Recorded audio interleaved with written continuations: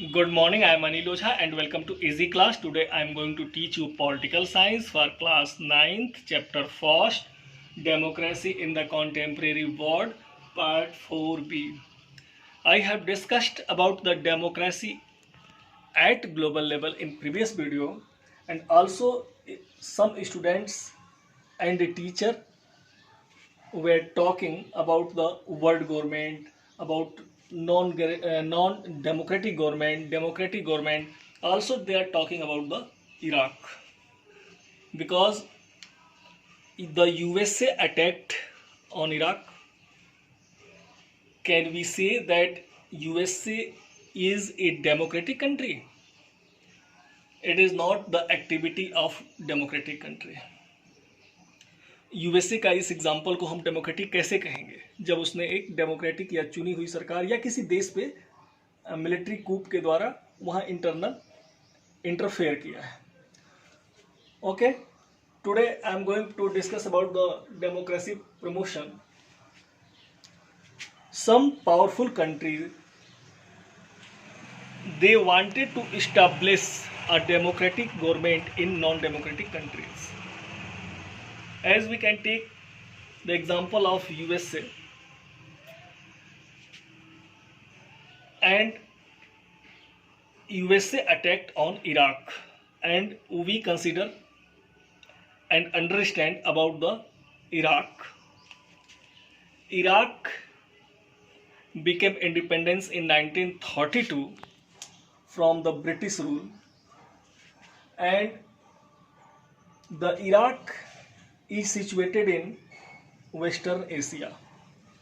After 3 decades, since 1968, it was ruled by Arab Socialist Baath Party. और 1968 में ही 3 दशक के बाद उसके इंडिपेंडेंट होने के बाद यहाँ सोशलिस्ट बाथ पार्टी का शासन किया गया. And the Saddam Hussain, who was a very important leader of this Baath party, played a key role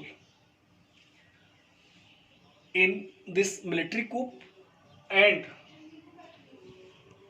this government abolished traditional Islamic law and gave women right to vote and several freedoms not granted in other western countries.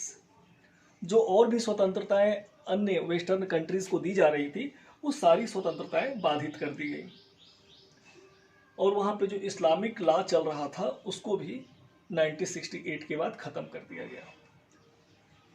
And also in this series we can talk about Saddam Hussein, who became president of Iraq in 1968.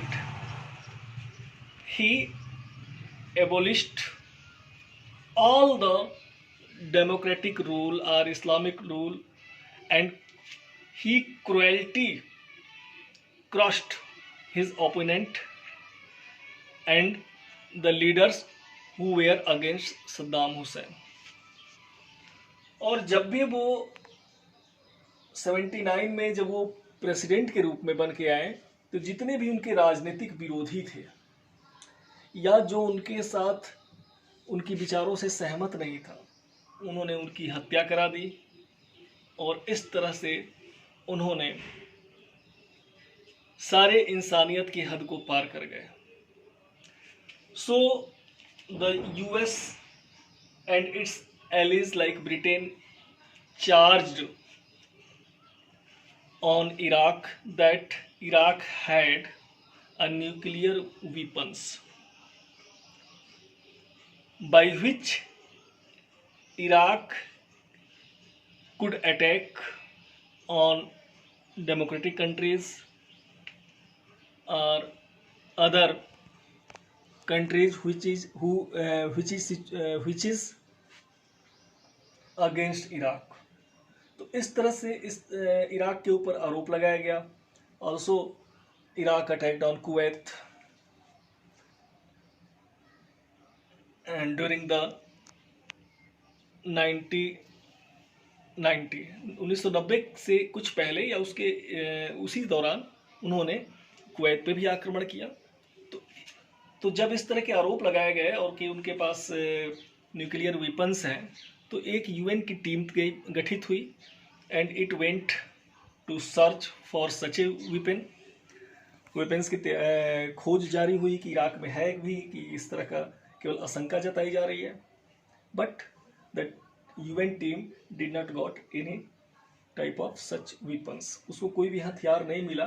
इसके बावजूद in spite of this activities by searching the weapons, जब नहीं मिला उसके बावजूद US and it's allies attacked on Iraq, invaded Iraq and occupied it and removed the power of Saddam Hussein since 2003.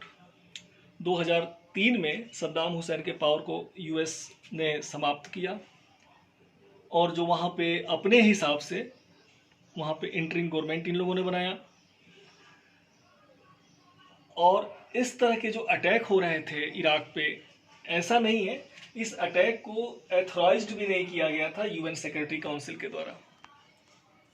और Kofi Annan, who was the secretary general of security council, he told at that time that the war against Iraq was illegal.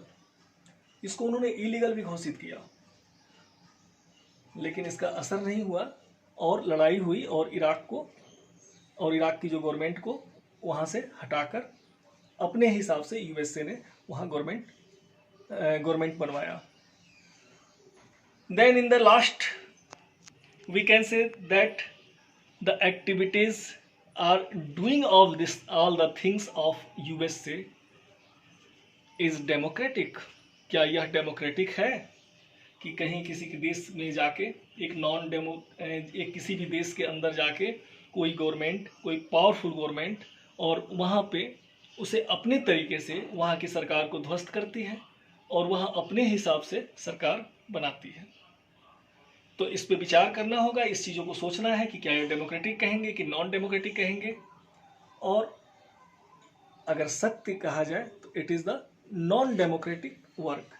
लेकिन USA का कहना था कि वहाँ पे already non democratic government है और उसमें हम डेमोक्रेटिक गवर्नमेंट लाने के लिए इस तरह की व्यवस्था कर रहे हैं ताकि पीसफुल एक्टिविटीज़ और peaceful atmosphere we can prepared.